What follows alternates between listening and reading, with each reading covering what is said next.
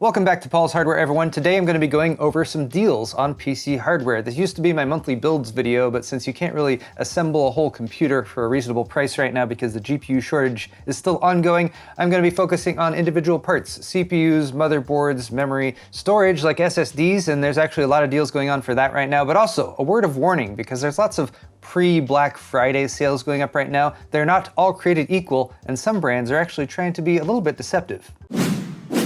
Excellent! Today's video is brought to you by Micro Center, one of my favorite places to buy PC parts, whether it's online or at one of their 25 retail stores in the US. They have consistently competitive prices and an excellent selection of PC hardware and other tech goodies, as well as the custom PC builder on the Micro Center website. Use it to spec out your rig and it will show you parts in stock at your nearest store while ensuring compatibility with your selections. Then you can pick up or have their pros assemble it for you. So click the sponsor link in the description and don't forget to sign up for the free in-store gift.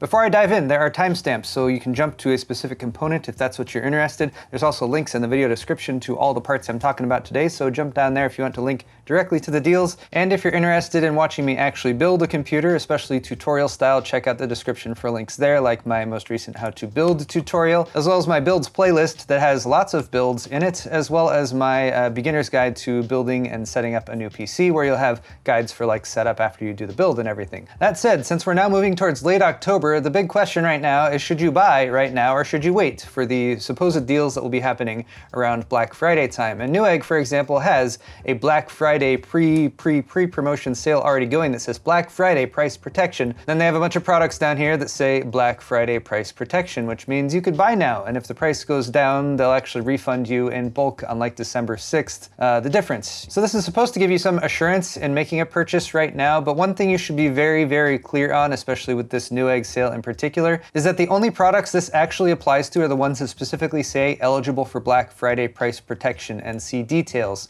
And the deals page does say that specifically, and it has an FAQ that you can go through if you have any questions about how it actually works. But I just found it to be maybe not deceptive, but at least maybe intentionally ambiguous that they have this thing, this banner that says Black Friday price protection starts now. It might give you the impression that this price protection applies across the entire website, when in fact it does not.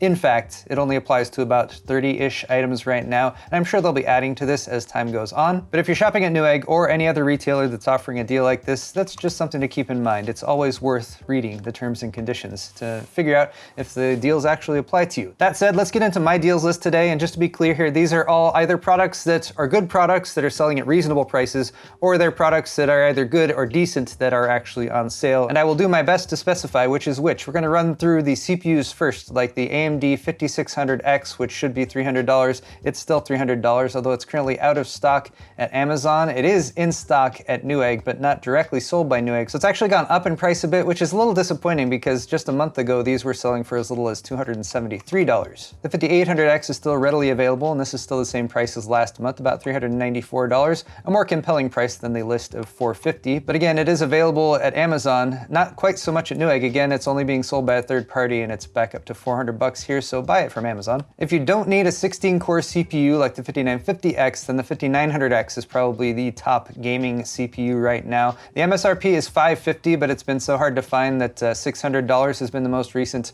sort of reasonable price, but $560 is not horrible for that, and again, it's in stock at Amazon, and it's also in stock at Newegg, and it's shipped and sold by Newegg, so $560 is not horrible for that. And then the 5950X, once again, is also readily available, and so much so that the price has come down to a little bit below the MSRP of $750.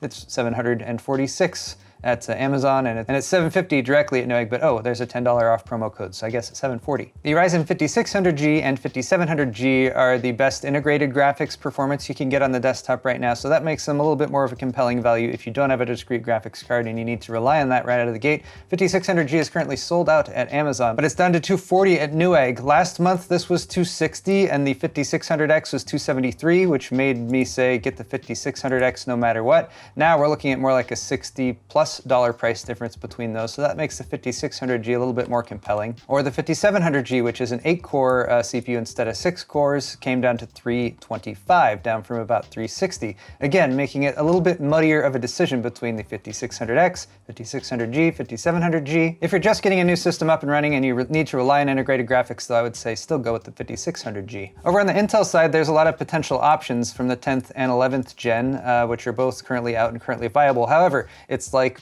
less than a month before 12th gen launches, so I would be very hesitant to invest in a new Intel CPU right now. The 10700K has also gone up in price. It was about $314 a month ago. Now it's up to $326, so that makes it a little bit less of a value, but it is an 8-core, 16-thread CPU, and it does have integrated graphics, although they're not the best for gaming. I think the i5 10400 and 10400F are kind of the best bang for the buck entry-level CPUs that you could still slot in a higher-end graphics card with and get good performance out of. It was $165 over on Best Buy for the 10400 non-F, but that's currently unavailable. You can get the 10400F that doesn't have integrated graphics, so you wouldn't need a discrete graphics card to go along with it for $160 over at Adorama. And the 10400F itself, if you want a place where it is in stock, is up to $177, which is again not quite as good of a deal because it does not have integrated graphics, and that might be something that people are looking for right now because graphics cards are so hard to come by. There's a rundown of CPUs though. If you want to add a cooler to it, here's an EVGA 120mm closed loop cooler. This was on sale briefly last month for this price, and they have brought it back, so EVGA must just have a lot of these, but $40 for an all-in-one CLC. It's only a 120mm radiator, but that's gonna be great for a small form factor build, or if you're just looking for something that's a really nice upgrade from stock cooling, for example, and that's the same price on Amazon or Newegg, $40 right now, which is, again, just, it's hard to find an all-in-one cooler for that cheap. I also still have the Arctic liquid freezer units, the liquid freezer 2 units, the 240 and the 280 listed. They're $90 and $109 respectively. These aren't on sale or anything like that. They're just really good units. So if you're looking at an all-in-one cooler, compare it to these to see if you're getting a good deal or if the extra features that you're looking for, like if it has RGB or an LED display or something, is worth the added cost for whatever unit you're actually looking at. Here's the Be Quiet Pure Rock Slim 2, which is a small air cooler. It's got a 92mm fan, but I've used this and it actually is really good performance. It can handle CPUs up to 130 watt TDP, but it does a really great job with like the 65 watt Ryzen units, for example, and it's typically less than $25. I believe the list price for this is supposed to be $26. It's currently $22 on Newegg, and then you can get it like an extra $2 off. However, that is for the Shell Shocker deal, so it's probably not still gonna be this price by the time you get to this. But even for the base price of $25, $26, this is a good upgrade cooler from a stock cooler in particular. I would, however, recommend against buying it at Amazon because they're currently listing it for $30, and I feel like at that price it starts to compete a little bit more with some of the 120mm tower style coolers, so you might want to opt for one of those. But for $20 to $25, really solid option from Be Quiet. Let's look at some motherboards next. We're starting with AMD boards. This is an X570 Plus. The Asus Tough Gaming X570 Plus. This is a board that I've recommended several times when it cost $190 to $200, and it is now on sale for $170. So I still recommend it. In fact, even a little bit more than before because it's a really solid board all around. I think the only real thing that this board is missing is the front panel USB 3.2 Gen 2 header, but that's something that you may or may not be able to make use of depending on the case that you pair it with. We also have the MPG X570 Gaming Edge Wi-Fi from MSI. This is also a board that I recommended last month, and the price is pretty much the same. It's about $160. Also, no front panel USB Type-C connector on that, but it's a solid all-around board, although I'd say between this and the Asus Tough, I'd opt for the Asus Tough. If you're looking to save some money on the AMD side, consider the B550 chipset. You can still overclock it with it, which is great, and you can get the Gigabyte B550 Gaming X here for $125. Again, a solid all-around board with all of the features you need and not too many of the bells and whistles that make boards cost more money without actually offering too much more performance. And then here's an ASRock board, the B550M Phantom Gaming 4 for $90. And this is a micro ATX board, so suitable for a micro ATX case, but you do still get 4 DIMM slots, a reasonable amount of expansion, and even 2 M.2 slots, one up above the graphics card and one down here in the lower right. If you want to upgrade a bit from there, you can go for the MSI B550M Pro VDH. This one is about $20 more at $110. However, this does have that USB Type-C front panel header. This one should do slightly better for overclocking. It has integrated Wi-Fi, and it's got a heatsink on your M.2 got 2 slots. So paying $110, you know, you get bonus features like that. Let's talk Intel motherboards. If you want to overclock, you want a Z590 motherboard. So if you're getting an Intel processor with a K on the end, like the 10700K, then you probably want a Z590 motherboard to take advantage of all of those features. And this is also a board that I recommended last month that has dropped in price again. It's down to $150 from about $162. Here's another Z590 board from ASUS, the ASUS Prime Z590-P. This one's currently listing for $180. It's also over on Newegg with a $20 mail-in rebate, but I believe that expires today. But I wanted to provide an alternative to the MSI board that I've been recommending, so this is a solid choice, and ASUS does do a very good job with their motherboards for the most part. And this one's, you know, kind of silvery in aesthetic, so a different look than the MSI board, depending on if you're trying to go for something that matches with the rest of your build. Oh, and as mentioned, it is available for $160 over on Walmart. If you want to buy a motherboard from Walmart, this is actually a great deal on the ASUS Prime. And if you're looking for an entry-level Intel board, the MSI B460M Pro VDH is another micro ATX board. It's the B460 chipset, so you won't be able to overclock unlocked Intel CPUs, but a nice pairing for something like a 10400 or 10400F that isn't unlocked for overclocking anyway. Next up, we have memory, and right here I have a $50 16 gig memory kit that's DDR4, 3200, not megahertz, mega transfers per second. It's by Silicon Power. It actually doesn't look too terrible either. It's got some pretty low profile gray heat sinks on it, and the timings aren't awful either, 16, 18, 18, 38. So for $50, really solid entry-level memory kit right there. If you want something that's a little bit faster and that's maybe gonna play with an AMD processor in particular a little bit nicer, you have the Crucial Ballistics 3600 speed kit. These have jumped around between $75 and $90 in the past month or two. The nice thing is that they're available in red, black, or white, so you don't necessarily need RGB to have something that's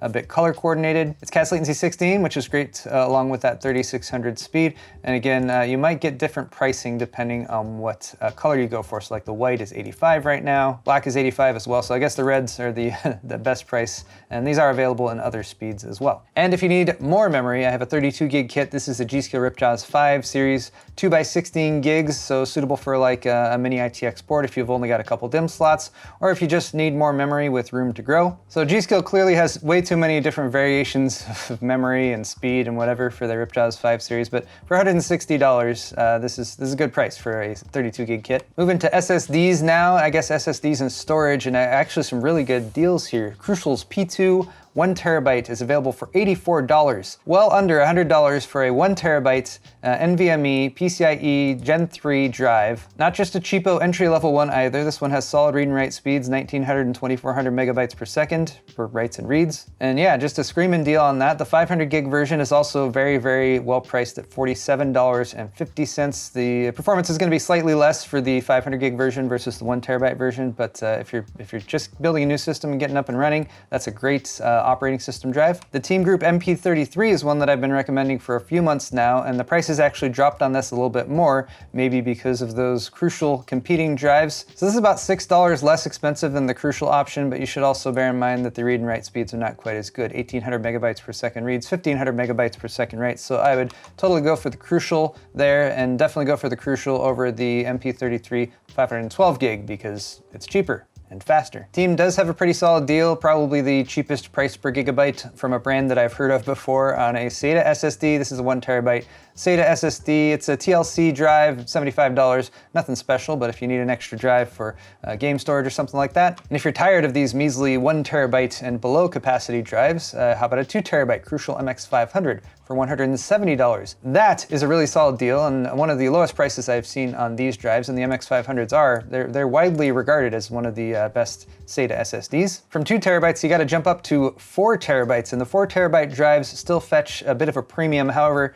they are coming down in price, it would seem. For $340, you can get this Samsung 870 QVO series. Now this is a QLC SSD, which means 4 bits per cell in terms of storage, which for most people won't make too much of a difference if you're using this for game storage or something like that. But if you are looking to do more complex stuff on this, bear in mind that QLC drives typically have lower IOPS performance, as well as potentially reduced reliability long term. But like I said, for most people, that's not going to make a difference. And I actually found that Samsung drive late. First, I found this WD 4 terabyte SATA SSD, which was $388, although there is a promo code listed in the description. You can get it down to $340 for as long as that promo code lasts at least. It looks like we have pretty common comparable specs for this drive overall, although the terabytes written spec is significantly less than the Samsung drive, so that's something maybe to keep in mind. And you need to use a promo code for it, which may or may not be active. So I'd opt for the Samsung drive, but this one's an option too. And look, I even have some mechanical drives, just because it's a lot of storage for a relatively little amount of money. This is the WD Elements 14 terabyte. It's an external drive, but you could always crack it open and pull the hard drive out if you wanted to use it internally. $270, and there's a $30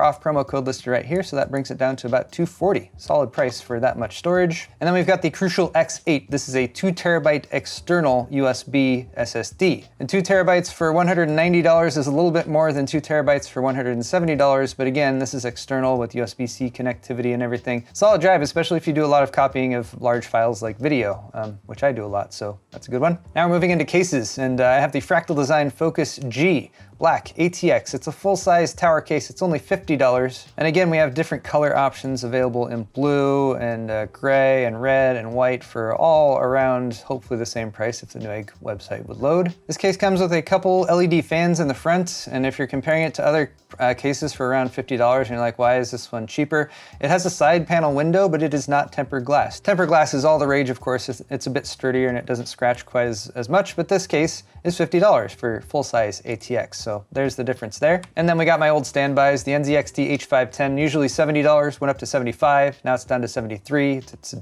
dramatic, ongoing price war with the H510. Here's the Fantex P400A. Really good airflow on this case. It's $90, comes with 3 RGB fans pre-installed at the front. Another one I've built with before and can totally recommend. Not a screaming deal for it or anything right now, but it's a good price. Thermaltake Versa H18 is one that I've built with many times. This one's more than the Fractal at $55. This is the standard price for it, by the way. It's not on sale or anything like that, but it does have a tempered glass side panel window, and this is a micro ATX case. So honestly, I feel like their picture of this build that they did in there is fairly garish, but check out some of my builds that I've done. I've done at least a couple in this case, and it's solid all around, especially for $55. Power supplies are next. I'm happy to say that power supply prices have come down, and there's a ton of options in the like $40 to $60 range. So here we're looking at 500 watt power supplies, and if you're wondering how much wattage you should get for your power supply, you should check your graphics card. That will have a minimum recommended power supply wattage, and you usually want to go with that at minimum and maybe go with 50 to 200 watts more than that, depending on if you're planning to upgrade your graphics card down the line or if you're planning to add a ton of extra stuff to your system, like 10 or 12 mechanical drives or something like that. So the funny thing that I found looking for like 500 watts-ish 80 plus bronze rated power supplies is you've got this nice EVGA unit for $40. Solid entry-level power supply, not modular or anything. Oh, but look, there's the EVGA BQ version of their 500 watt power supply. And this one is partially modular, which is a little bit of an upgrade. And other than that, it's the same wattage and specifications and everything. So I would go with this one for $40. Or you could also go with something like Corsair's CV series. This is the CV550, 550 watts, so a little bit more wattage, also $40. This one is not modular though, which is why they're too embarrassed to show a picture of the back of it where the cables connect. But again, $40 for a 550 watt unit. And then you can go with the Corsair CX series if you really do want that modularity. There it is, look at that. You got a fixed 24 pin and CPU, but modular for the rest. And this one is just above $40, $41.41. If you need more wattage than that for a higher end graphics card, the Corsair CX series 650 watt is $60. And this one was actually also available on Newegg, but it was a mail-in rebate that brought it down to either $40 or $50. So I found that just buying it straight up here on Amazon would probably be a better choice. Or if you really want to stick to that $50 price, the Silverstone ET750-B is also 80 plus bronze rated. Fixed cables, but they're that nice flat ribbon cable style, which I very much appreciate. Still 80 plus bronze rated, and 750 watts means it can support higher end graphics cards like up to an RTX 3080. And again, it's only $50, but oops, only one left in stock. Buy quickly.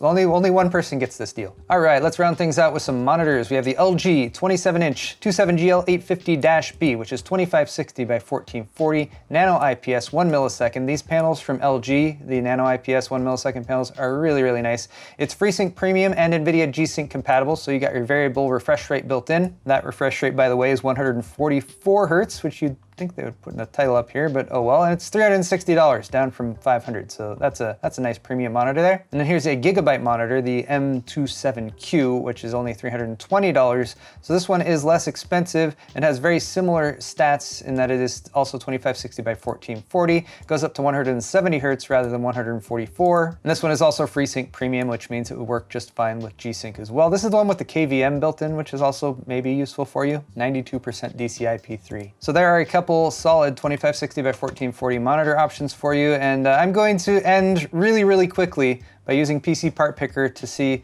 the current situation with graphics cards. So I'm just gonna look at each card and what the lowest listed price is. And I do need to point out that that lowest listed price is, well, sometimes it's out of stock, but a lot of times it's from a third-party seller on Amazon, which may or may not be a good way to buy a graphics card. But yeah, like you gotta dive into this sub list on Amazon and be like, oh, this one's being sold by Bronco Boy. Completely brand new, just launched marketplace seller on Amazon. All that's listed here is the person's name and address. It's literally just a person's house that they're selling it out of. So just something to keep in mind. Even these low prices might not even actually be available, or you might be taking a little bit of a risk by buying from someone you've never heard of before. But obviously $765 is a smashing good price for an RTX 3060. 3060 Ti, 1,170, sure. 3070, 1,650. When there's only one listed right here, it means they're pretty much not even available. 3070 Ti, slightly more available than the 3070, but $1,200 minimum. 3080, LOL, 2,500. Again, don't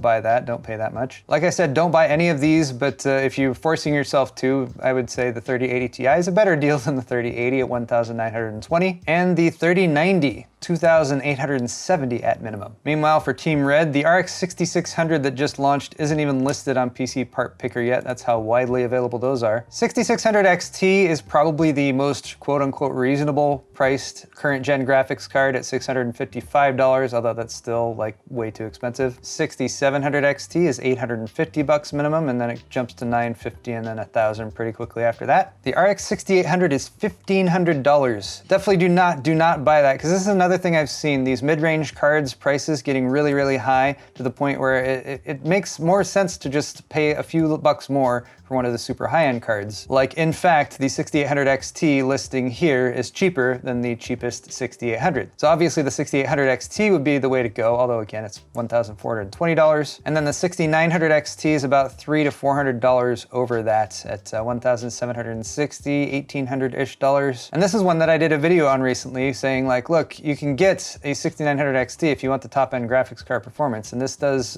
go toe-to-toe with the RTX 3090. But regardless, when you're getting into prices well over $1,000 for a graphics card, there's a lot of people who are just like, no, I can't do that. I'm not gonna do that.